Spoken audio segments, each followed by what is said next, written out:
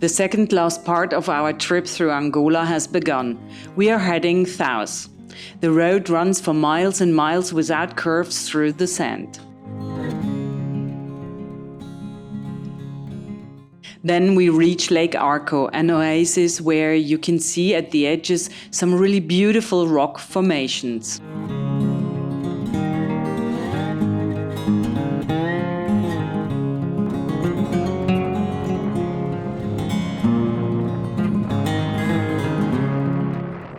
We use the beautiful surroundings to grant Ansley space to roam and to take a look at the valley and the plateau unhurriedly.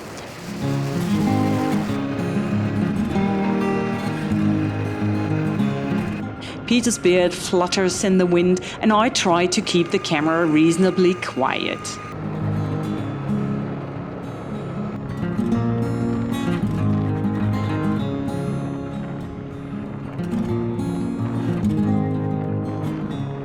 And in the evening, we even get some visitors.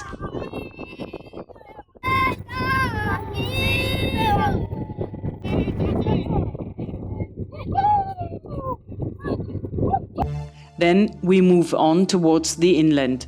We want to cross the backcountry via Vairai, and according to locals and the local police, this is not a problem. The road is good, even with huge roundabouts which are decorated with boulders. We are amazed.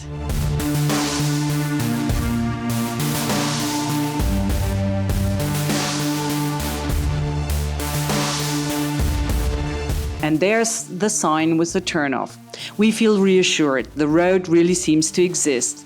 But before we move on, we treat ourselves with a little break for the night.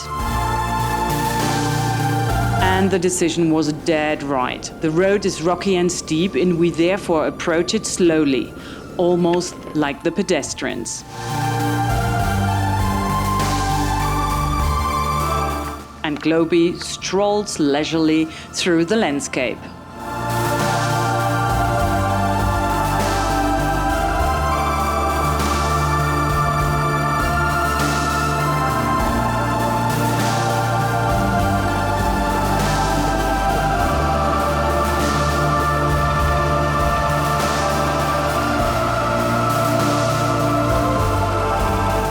Then we are overtaken by a small motorcycle. Madness, the traffic here.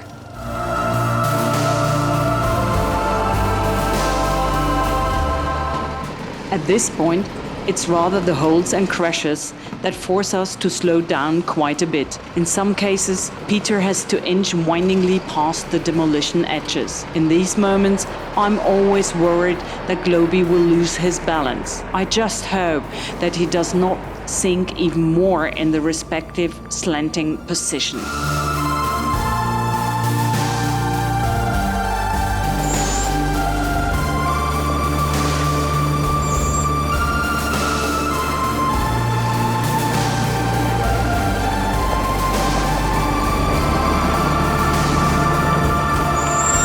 And sometimes it gets so tricky that I'm quite happy to be able to watch the whole thing from outside, as otherwise Peter would probably have an ear damage from my various vocalizations.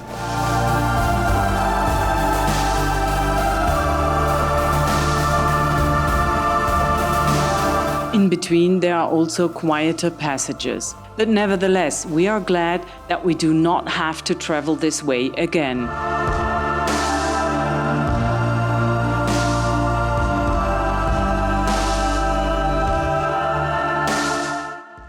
We reach a small village in the middle of our stage. The people who live here are semi-nomads. They present their huts and the girls proudly show their teeth, which they file at an angle as a beauty feature. Very interesting.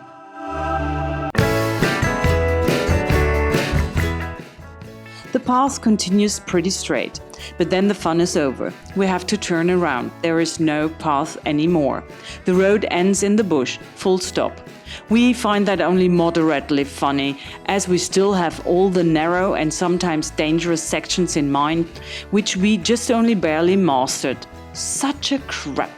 But there is no alternative. We have to go back the same way.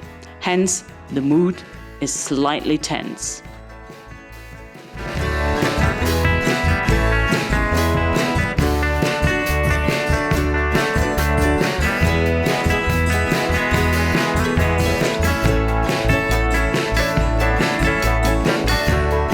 Peter then says to me with his grim sense of humor, "Go and film, at least we then have the scene in the can, if Globy tips over." Well, that's the way he is, a real joker, only that I feel rather queasy and less funny. And somehow the slanting position looks far less bad in the movie than they truly are in reality. But Peter and Globy are simply a good team as well. They overcome every dangerous place with flying colors. And in turn, I think that's fantastic.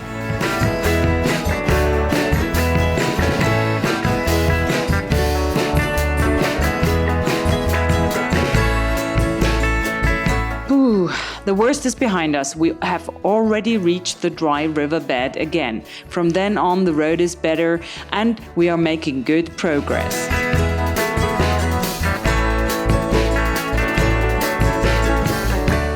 And there is already the roundabout. That means the main street is not far away.